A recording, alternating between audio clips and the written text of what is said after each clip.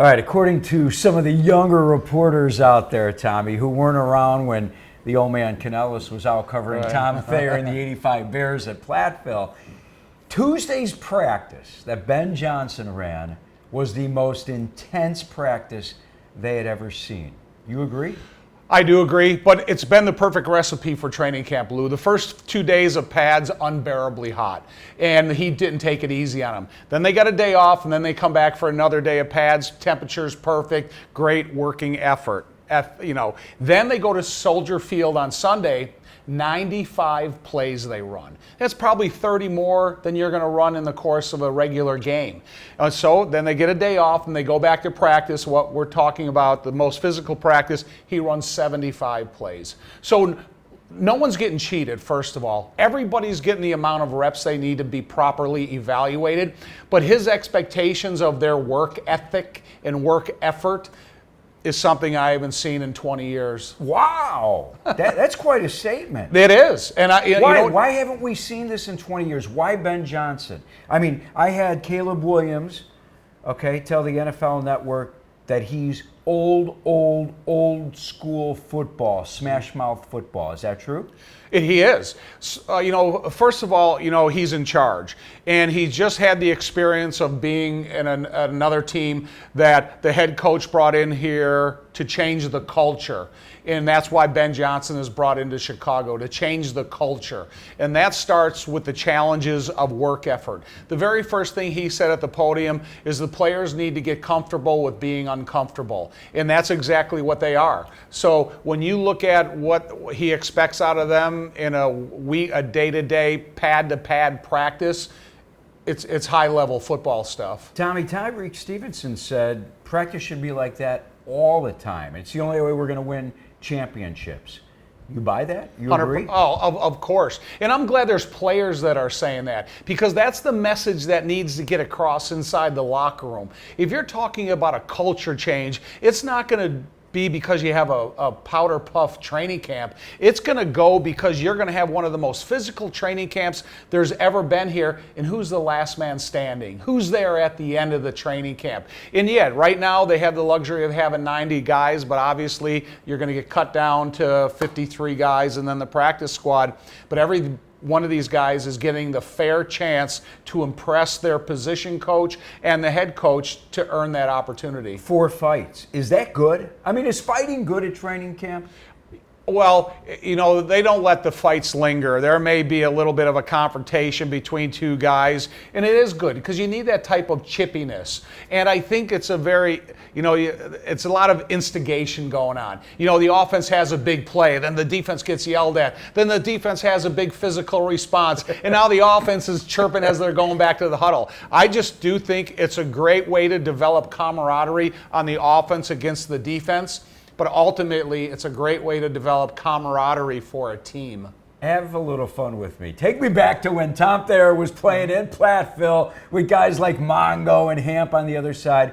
Were there fights that took place in training camp? Oh, yeah. The thing about it is our practices were so physical and they were live practices, you didn't need a lot of fighting, because your effort was being expended from play to play, drill to drill, practice to practice. My first year I went to training camp with Ditka, I went 22 straight days of 2-a-day practices, full pads every practice, with conditioning after every afternoon practice and weightlifting. So we really didn't have a lot of time to fight. Yeah, there were scuffles every once in a while, but it was the real deal. You get the feeling that an intense practice like Tuesday's brings out the best in players, because Caleb had a few nice throws in that practice. Listen, if I want to know if Lou Canellis can play football, I need to see you play football. I'm not going to see you in no pads or shells and going, wow, this guy really looks like a good athlete. But can he hit? Is he willing to bounce up off the ground after he gets hit? Does he understand his assignments? You're paying attention to the academic side of football to put you in the best position along with the 10 other guys you're playing with to be able to put everybody in the right position. So there's a lot of evaluation that goes through in the process of picking a team. All right, Dolphins come to town for a joint practice on Friday. You expect more of the same? More intense training camp?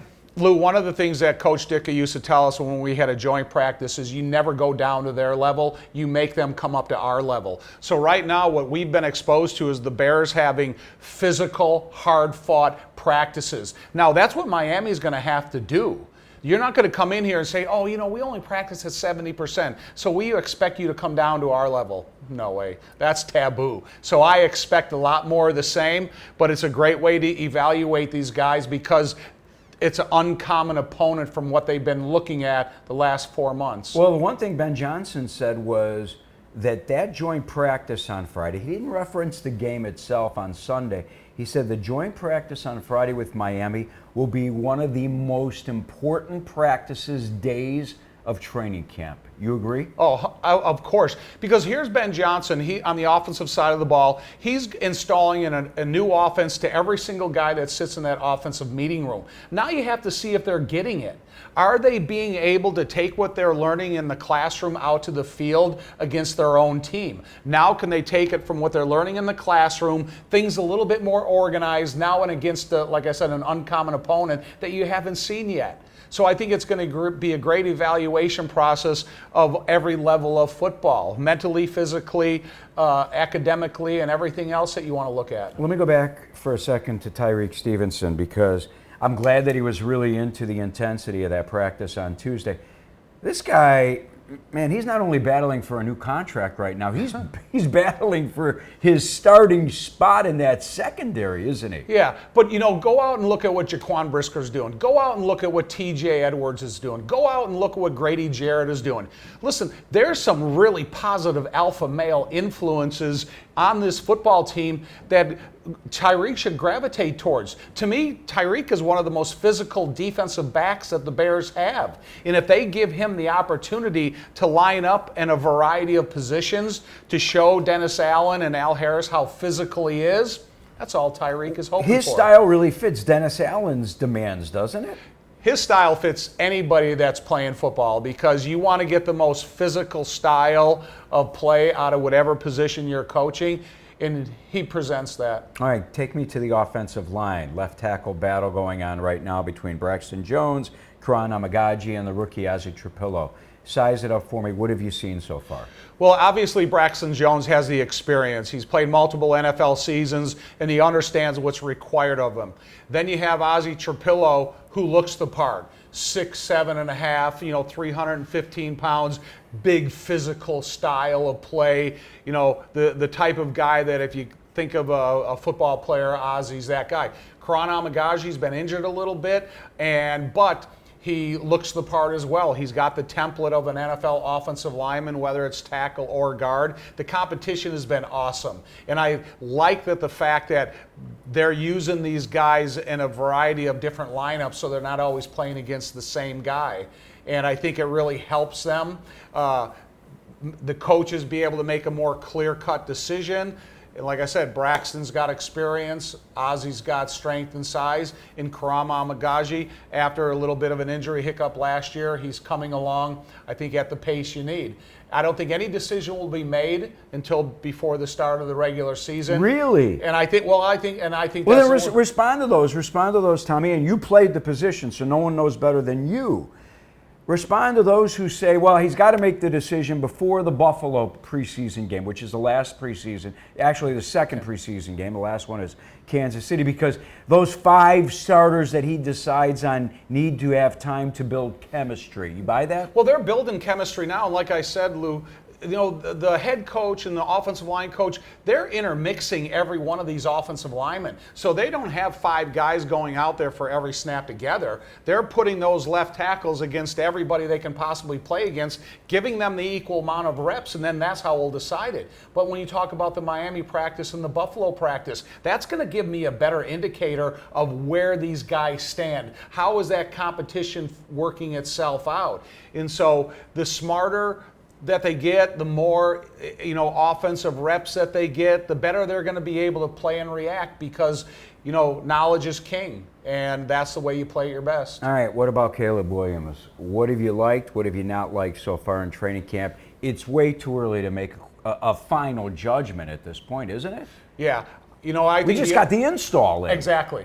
And I think that's the unfair thing about some of the opinions of Caleb is you got to have patience. This is something that takes weeks and months to really become so familiar with the terminology and the language where it means to you, but what does it mean to the other 10 guys in the huddle? And oh yeah, I happen to be calling an audible within that terminology, and what does it mean to me, and what does it mean to the other 10 guys? So this isn't something that just simply taught in the classroom and then you take it out on the field. This is something, if you're gonna learn a play, you got to hear it or run it 50 to 150 times in order to get it timed out perfectly, to know how that fake handoff is going to make the defense react on a play action so you can find your open receiver. What you're saying in terms of a pass play, and you look at the coverage and how it affects your decision-making process. And then on a running play, where is that thing going to hit? And that's more running back and offensive line.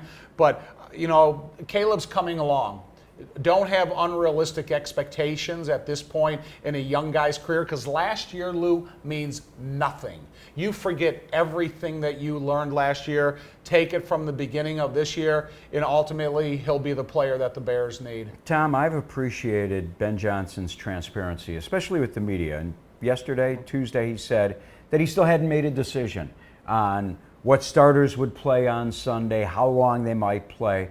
But a guy that has seen as much football as you have, you've played it and you've watched it now the last 30 years doing the radio gig with Jeff Joniak.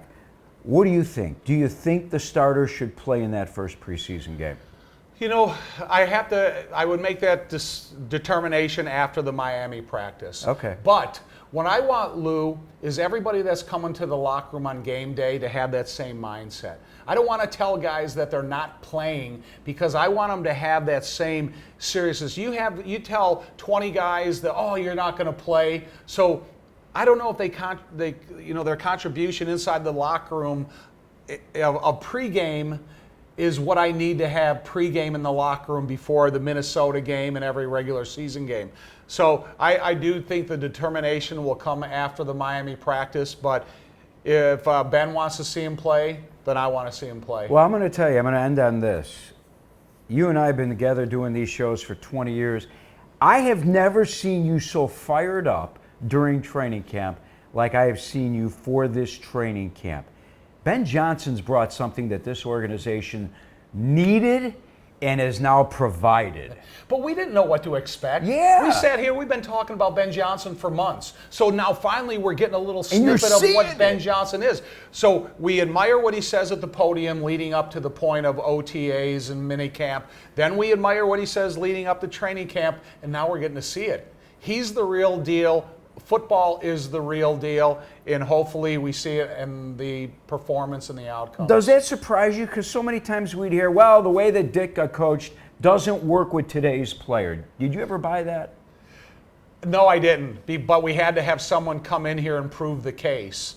Because if there was a guy out there that feel he didn't get a fair shake in training camp because he didn't get the amount of reps he needed, it's not the case. They're all getting a fair share of the amount of reps, and they are going to get evaluated because of performance, not because of, oh, we didn't see enough out of you, and we don't think you really lived up to what we expected of you.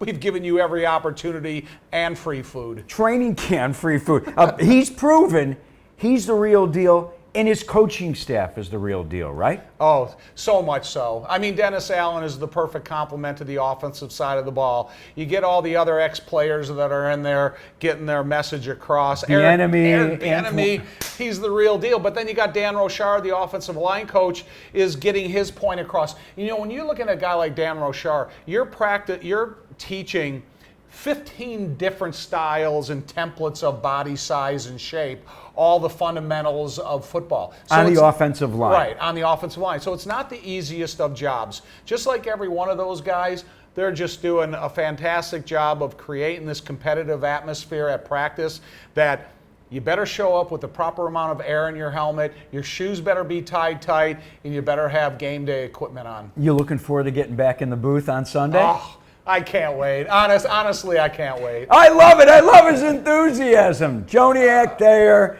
Bears Radio, ESPN Radio on Sunday. Thanks, Tommy. Go Bears. All right.